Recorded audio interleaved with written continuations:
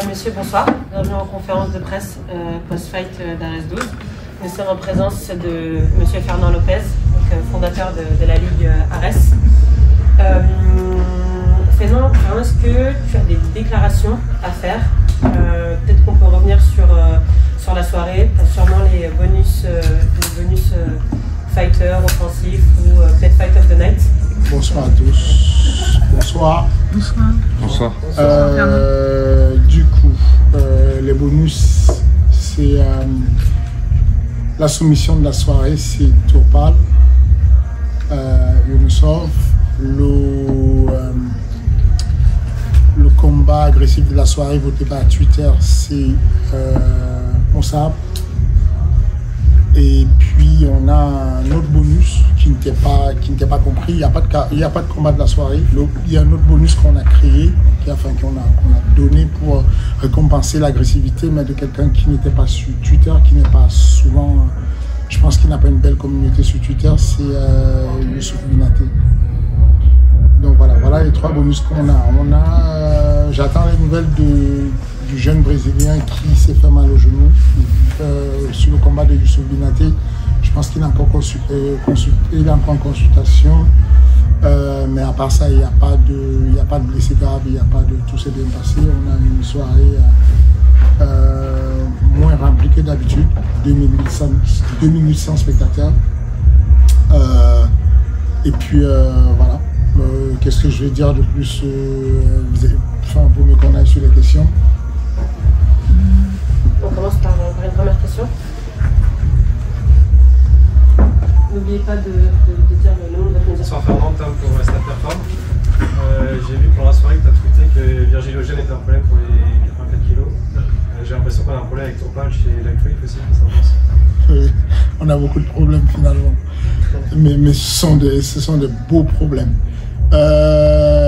Oui, Virgile m'impressionne beaucoup parce que c'est pas facile. L'adversaire qu'il avait, Sukuna, est compliqué, même si c'est pas visible comme ça, il est très compliqué. Physiquement, il est dur. Et Virgile a toujours trouvé une solution. Il est intelligent et voilà, je pense qu'il va être. Il va avec de la progression, il a une très belle équipe, c'est pas un hasard. La salle de sport d'où il vient, Manon Fioro et tout ce. Avec Adri Cassata, c'est une bonne team et donc je pense qu'ils font du bon boulot. Ensuite, Topal, très impressionnant parce qu'il y a peu de personnes qui démarrent le combat comme ça. Commencer le combat tout de suite avec un coup de coude retourné et visiblement il avait visé ça, il avait préparé ça. Derrière, il rate il touche plein pot mais c'est pas un KO. Et tout de suite il va finir. Je ne sais pas si on peut avoir plus déterminé que ça ou plus agressif. En tout cas, le jeu est ouvert avec Topal et ça c'est très bien. Dans la catégorie, quand on a quelqu'un qui a l'assurance de pouvoir lutter, de pouvoir boxer, de pouvoir faire ce qu'il veut, dès qu'il y a ces actions où on tourne le dos, où on se met en danger, où on s'expose, qui sont faites comme ça de manière fluide, ça veut dire qu'il y a quelque chose, il y a quelque chose de caché. Donc, je pense que les frères Yunusov sont définitivement des problèmes pour leurs catégories respectives. Bonsoir Fernand, Valentin Honor de Gong. Tourpal est un combattant MMA Factory. Est-ce que vous savez si c'était une volonté de sa part et de votre part, le staff, d'attaquer directement très fort le combat comme il l'a fait aujourd'hui? De ce que je connais de Topal, il attaque toujours. Il n'y a pas un combat où il n'attaque pas tout de suite pied au plancher. Il ne s'est pas fait autrement, il fait que ça. Il ne veut pas perdre de temps. Il est convaincu qu'il peut marcher sur l'eau. Il est vraiment convaincu qu'il peut tout faire, il peut boxer qui. C'est ridicule les discussions avec lui. Tu me mets qui tu veux, quand tu veux, comme tu veux, et je n'ai même pas besoin de. Je demande, je vais mettre une telle énergie que je vais battre n'importe qui. Il ne manque pas de respect, il ne dit pas qu'ils ne sont pas forts, mais il est vraiment convaincu. Et cette énergie-là, cette croyance-là, je pense que ça le met dans un spectre qui est un peu bizarre. Donc je ne suis pas surpris qu'il ait eu cette stratégie-là en tout cas. D'accord, merci. Bonsoir Fernand, Isabelle d'Infosport 75. Qu'avez-vous pensé du combat de Felipe Colares? Felipe Colares, c'est l'adversaire, celui qui a affronté à l'Unania, et c'est bien ça. Très bon combat, pour être tout à fait honnête. On a beaucoup hésité avec mon staff. On a réfléchi il aurait pu avoir un bonus. En tout cas, on n'a pas été unanime dessus, mais on y a pensé. Il a fait un très bon combat, il est arrivé très agressif, tout de suite avec des gros middle kicks qui ont mis mal à l'aise Alioune Ndiaye dans sa distance d'anglaise où il s'exprime mieux. À partir de ce moment, Alioune avait à cœur de reculer, ce qui est une stratégie de l'amener. En reculant, il donnait du terrain, et en donnant du terrain, Colares a pu l'amener sur la cage et faire son ami au sol. Voilà, je pense que c'est deux grands combattants et que c'est d'ailleurs pour ça qu'on a hésité, c'est que il y a eu des soumissions certes plus brillantes, mais comme il a fait cette soumission-là sur un adversaire qui était capé à Lyon, c'est quelque chose, on a hésité à un moment donné. Ça a beaucoup discuté, c'est pour ça que je suis en retard là, parce qu'on a discuté longtemps dessus. Mais c'est un combattant que j'ai envie de revoir, c'est beaucoup d'expérience, il sort de l'UFC, c'est pas un hasard, et j'espère le revoir sur Arès.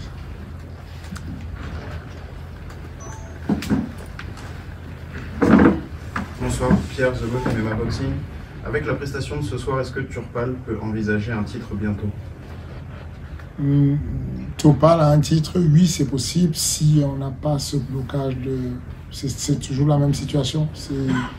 Vous, les médias, on compte sur vous pour porter le message que les promoteurs, les entraîneurs, les managers posent tout le temps. C'est de dire que au bout d'un moment, quand on a un jeune comme Turpal qui est en train de décimer tout ce qui est autour de lui, peut-être il est temps d'envisager qu'il y ait un collège d'experts qui lui permettent de combattre quelqu'un qui a plus de 10 combats afin qu'on voit c'est quoi ses limites, qu'on le stoppe. Donc, bon, moi, vous me posez la question, je pense que c'est quelqu'un qui va poser beaucoup de problèmes dans sa catégorie. D'ailleurs, aujourd'hui, on a découvert un autre jeune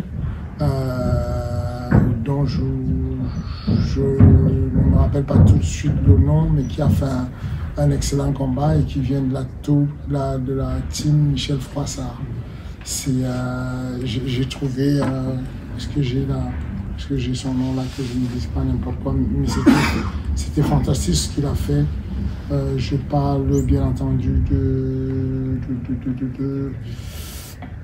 c'était pas Coleman, non, c'était sur le tout premier, c'était El Massa. Non, Mimbatirov. Excusez-moi, Mimbatirov m'a impressionné. Il m'a impressionné parce que c'est dans cette catégorie-là, il a un gros physique, il a un style très percutant, très agressif debout et en même temps il est capable d'aller faire des dégâts au sol. Je suis persuadé que ces jeunes ont la possibilité d'aller chercher la ceinture, mais il faudrait qu'on débloque ce problème de la régulation de la fédération.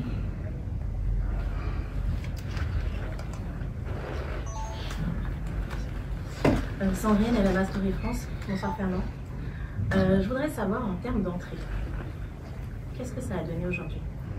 En termes d'entrée, on est à 2800. On est en dessous, je l'ai dit en tout début de présentation, on est en dessous de ce qu'on a souvent eu. On va dire que c'est beaucoup moins... Enfin, on est clairement sur une fight card où il y a eu moins d'entrées. Mais ça ne nous étonne pas. On sait à peu près pourquoi. Pourquoi?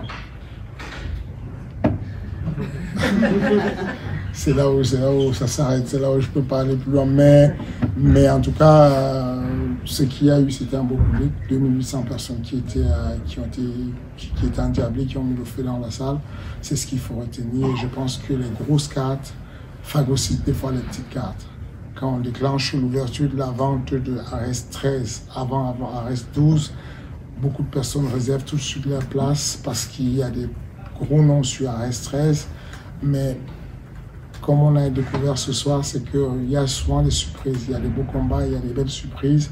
Et je n'arrête pas de le dire, ne restez pas chez vous sous prétexte que vous avez des noms que vous ne connaissez pas. On vous donne rendez-vous tous les mois. Tous les mois, on aura un événement et chaque mois, vous aurez des surprises. Moi, je suis encore surpris quand je vois certains jeunes combattre et je pense que Si on aime le spectacle, on peut se donner rendez-vous tous les mois et c'est une bonne chose. De toute façon, visiblement, il n'y aura pas ce problème pour le prochain Arès, puisqu'il y a un réel engouement déjà sur cette carte. Oui, Arès 13 est déjà quasiment sold out. Arès 14 vendu à moitié, ça va très vite. Maintenant, j'espère juste qu'on va continuer à développer cette consommation de masse qui fait que quand l'UFC arrive en France, on a 17 000 personnes, 250 000 personnes qui s'inscrivent, qui veulent aller regarder. J'espère juste qu'on va continuer à développer ça et que le public ne va pas attendre que les grands noms, mais qu'on puisse avoir systématiquement tous les mois des personnes qui se donnent rendez-vous pour encourager les jeunes stars qu'on est en train de créer. Ces jeunes-là sont le futur. On a eu Taylor Lapillus qui a sorti une grosse performance il y a quelques temps. C'est fini, il est parti à l'UFC. Il faut qu'on continue à développer la jeunesse. Aujourd'hui, on se rend compte combien de fois Demarté est fort parce que contre Taylor, on l'a vu éteint, mais là, avec la performance qu'il a fait ce soir, quand on sait qui est Elias Boukhzeda, on se rend compte de ce qu'il est capable de faire. Donc, encouragez-nous à développer ces jeunes-là, à créer ces nouvelles stars, au lieu d'aller importer des stars, qu'on fabrique des stars françaises pour que le MMA français brille. Merci beaucoup. Bonsoir Fernand, à Day of the Archive in Sports.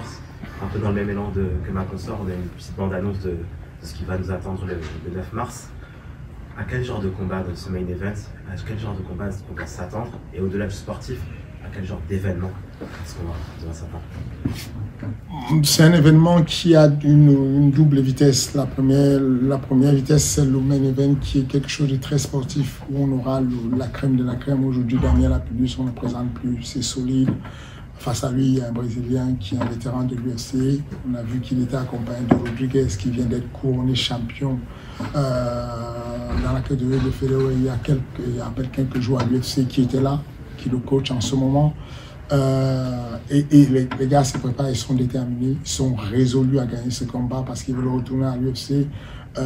Damien est déterminé à gagner le combat parce qu'il n'a pas perdu espoir et qu'il veut faire les bonnes choses. Donc je pense que sportivement, on va être régalé. Ensuite, il y a une pléiade de combats et surtout, il y a un combat du peuple qui est celui entre Daniel Lenti et puis Mathias Ragnar parce que, mine de rien, qu'on le veuille ou pas, qu'on soit pour ou contre, la réalité, c'est que le développement du sport passe par la pratique de masse, par la consommation de masse de la discipline. Et il n'y a rien de mieux que quelqu'un qui vient d'un monde tout à l'opposé de tout ce qu'on voit.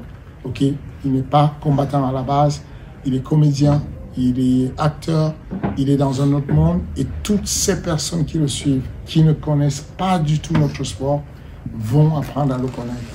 C'est ça qu'il faut comprendre. Ce qu'il faut comprendre, c'est qu'aujourd'hui, quand les gens ne comprennent pas la direction vers laquelle on va avec le développement du sport, notamment les droits, les médias, les droits télévision, quand on va signer un contrat avec Canal+, il y a 9 millions d'abonnés sur Canal+, qui font le foot, qui regardent le foot, qui font autre chose, qui vont découvrir, qui découvrent tous les week-ends, tous les mois le MMA, et c'est ça qui fait qu'on a un crossover qui va permettre que ça se développe. Donc, vous voyez plus tout ça différemment. Les règles des MMA ne changent pas.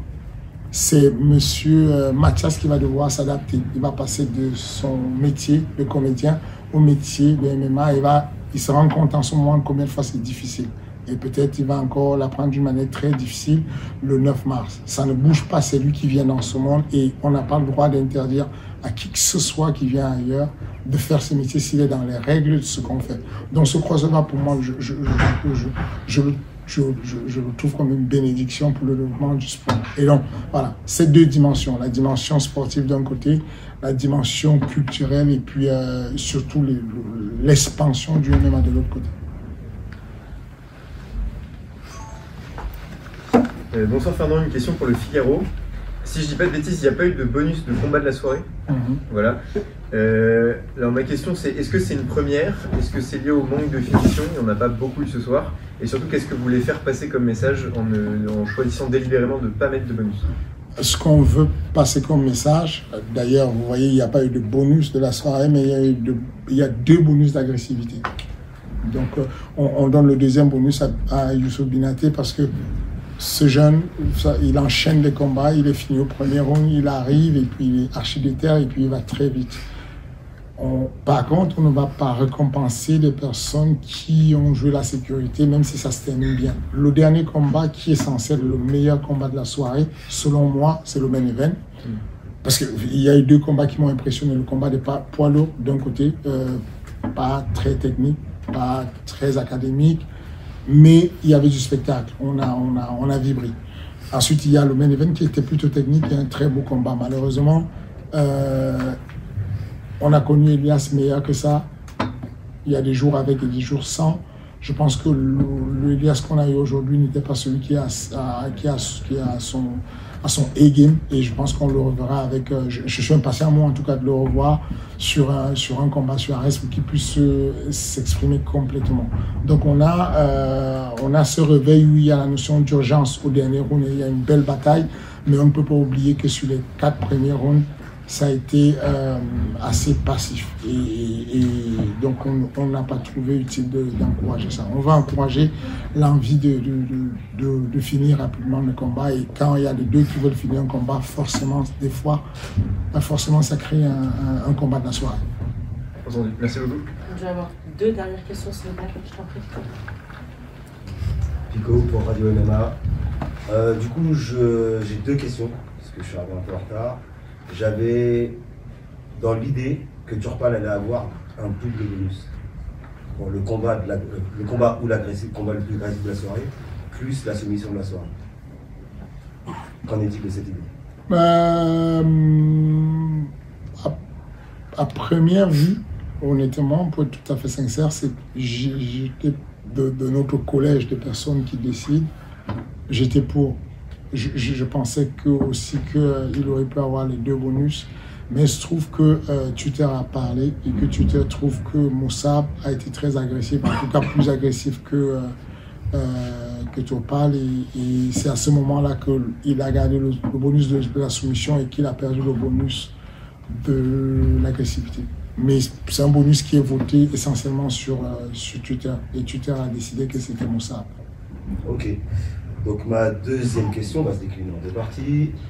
À quand le retour d'Ares en Afrique? Et en même temps, je vois qu'en 2024, il y a des collaborations, des grosses salles qui vont arriver. Donc du coup, je me dis, le retour d'Ares en Afrique, il va peut-être s'éloigner, mais peut-être que les deux vont se faire en même temps. Qu'en est-il de ça aussi? On voudrait faire les 2 en même temps. À partir de 2024, on s'exporte à la fois en province, mais aussi à l'étranger. On est déjà en train de travailler avec la Côte d'Ivoire, c'est assez avancé. On est en train de travailler avec le Cameroun, c'est aussi pas mal avancé. On a des autorités locales qui nous soutiennent et qui nous donnent des coups de main en mettant la main à la poche, pour être tout à fait honnête. Et à côté de ça, on a des collaborations avec d'autres grosses ligues qui veulent aller en Afrique et qui ont besoin qu'on fasse une co-organisation pour qu'ils puissent avoir la légitimité en Afrique. Donc c'est sûr que sur l'année 2024, nous on a la direction, on a la volonté d'aller en province et puis à l'étranger en commençant par l'Afrique.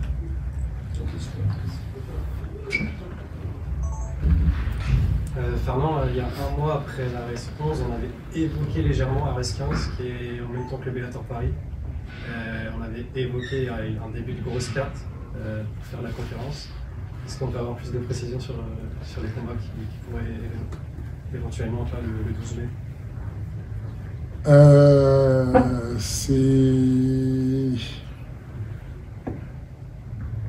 Il y a des... C'est compliqué. En gros, j'ai des beaux combats qui arrivent, en tout cas des beaux combattants ou des belles combattantes qui arrivent, mais je n'ai pas encore trouvé d'adversaire, mais j'ai trouvé des deals déjà corrects. J'ai une entente gentleman agreement avec Anissa Meksen pour le 11 mai. J'ai une entente avec, c'est déjà clair qu'on aura Sami Sana.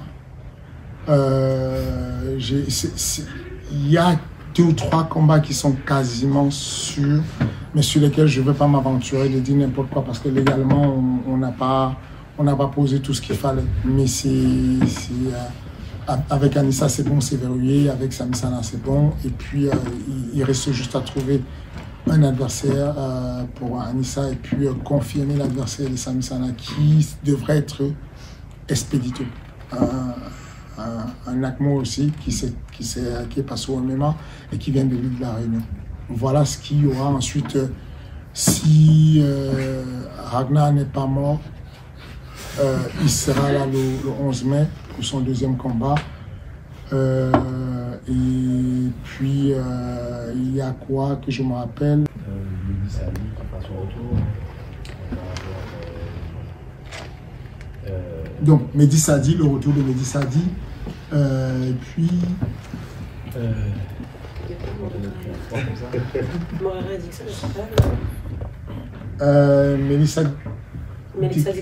Melissa Dixon, c'est le Ares 14.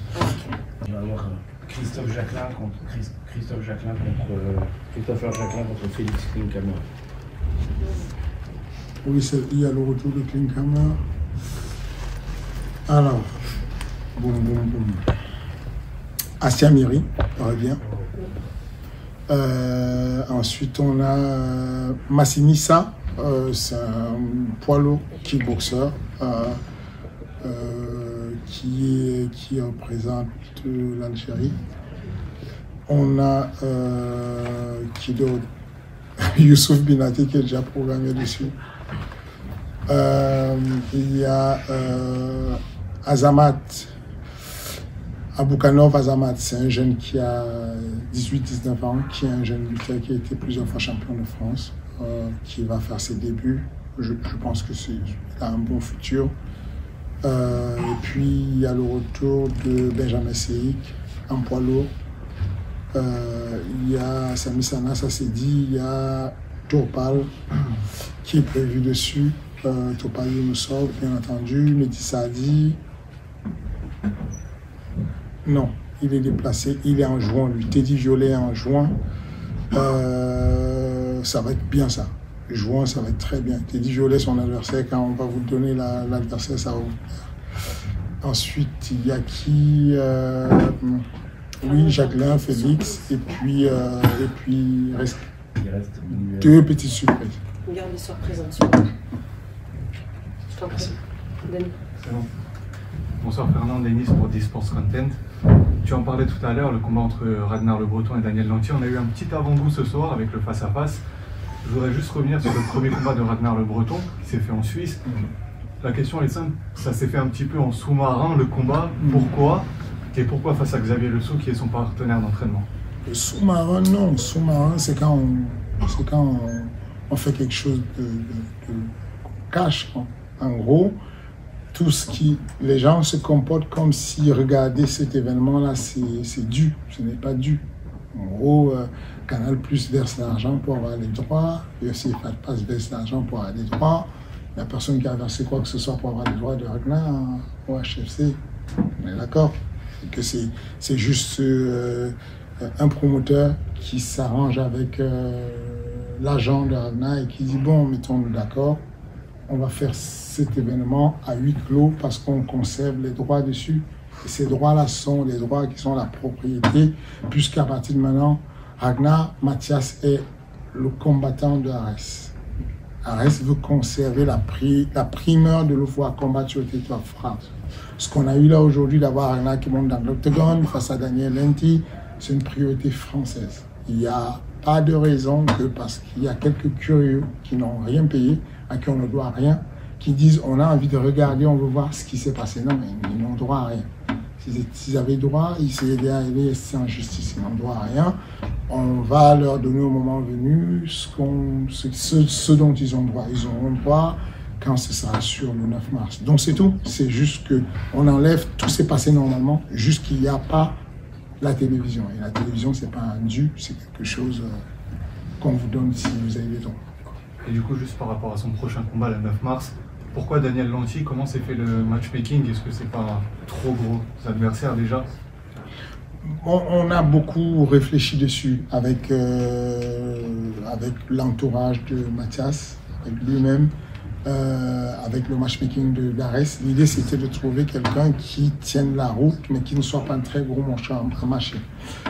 L'idée, c'était de trouver quelque chose d'équilibré, où on ne sait pas ce qui va se passer. Là, il y a un suspense pour tout le monde, y compris moi. Moi, je suis le premier, je me dis, qu'est-ce qui va se passer ce jour-là?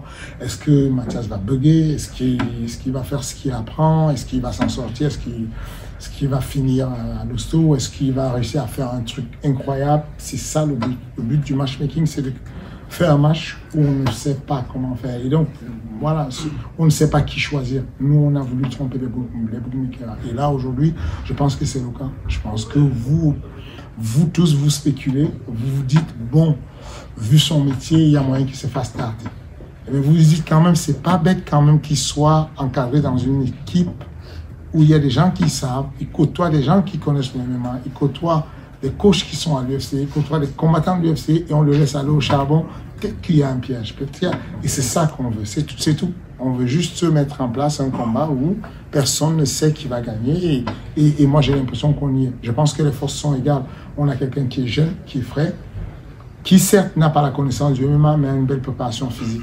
On a de l'autre côté quelqu'un qui est au soir de sa vie en termes de préparation physique, mais qui a une très grosse expérience avec une centaine de combats en kickboxing, avec des lacunes sur la lutte et le sol.